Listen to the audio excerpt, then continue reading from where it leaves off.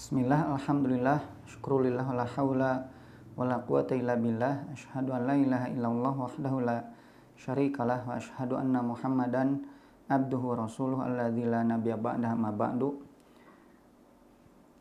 Pemirsa Tasdik TV yang dimuliakan Allah Subhanahu wa taala.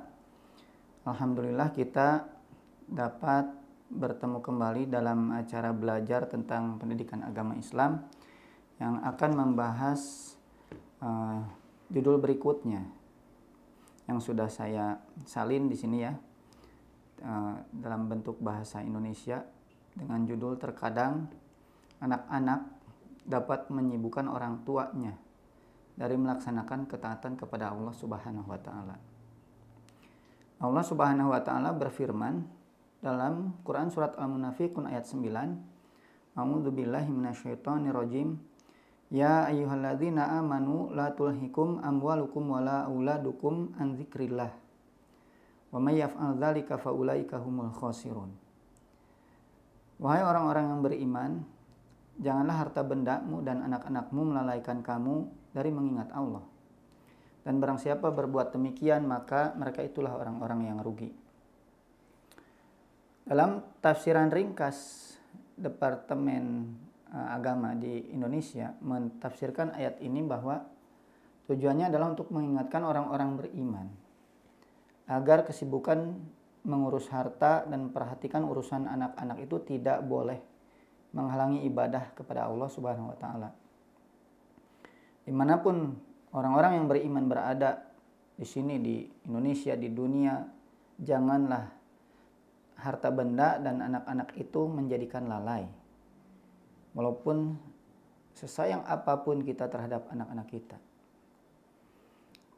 Lalai dari mengingat Allah, mengingat sholat, mengingat waktu-waktu sholat wajib, mengingat aturan-aturan Allah, melaksanakan aturan-aturan Allah di dalam bekerja, di dalam bermasyarakat dan bernegara dan lain sebagainya. Barang siapa yang berbuat demikian, melalaikan ibadah dan aturan Allah, maka mereka itulah orang-orang yang rugi. Karena kebutuhan rohaninya tidak terpenuhi. Sehingga kehidupannya pun jadi kacau. Tidak seimbang. Tidak seperti yang semestinya. Di mana Imam Ibnu Katsir mentafsirkan Allah Subhanahu wa taala memerintahkan kepada hamba-hambanya yang beriman untuk banyak berzikir mengingatnya. Melarang mereka menyibukkan diri dengan harta dan anak-anaknya berlebih-lebihan. Sehingga melupakan zikir kepada Allah. Dan juga Allah memberitahukan kepada mereka bahwa barang siapa yang terlena dengan kesenangan dunia dan perhiasannya hingga melupakan ketaatan kepada Tuhannya, lupa mengingatnya, yang merupakan tujuan utama dari penciptaan dirinya, maka sesungguhnya dia termasuk orang-orang yang merugi, yang merugikan dirinya dan merugikan keluarganya kelak di hari akhirat. Maka dari itu Allah Subhanahu wa taala memperingatkan kita dalam Quran surat At-Taghabun ayat 14. Ya ayyuhalladzina amanu inna min azwajikum wa auladikum aduwwalakum fahdharuhum. Wahai orang-orang yang beriman, sesungguhnya di antara istri-istrimu dan anak-anakmu itu adalah bisa menjadi musuh bagi kalian. Maka berhati-hatilah kalian terhadap mereka. Rasulullah Shallallahu Alaihi Wasallam menyampaikan bahwa al-auladu majbanatun mabokholatun.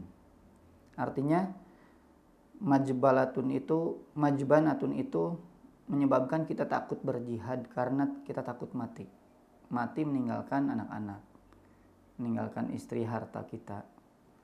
Mabokholatun, anak-anak itu mabokholatun sebab bisa menghalangi dari bersedekah, menyebabkan kita bakhil.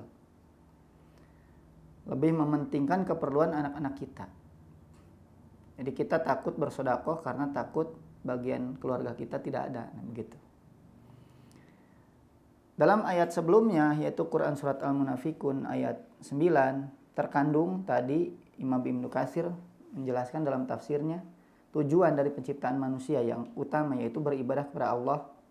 Maka bagi orang tua bukan harus terlalaikan oleh anak-anak ketika mencintai mereka dalam menjalani hidup mereka.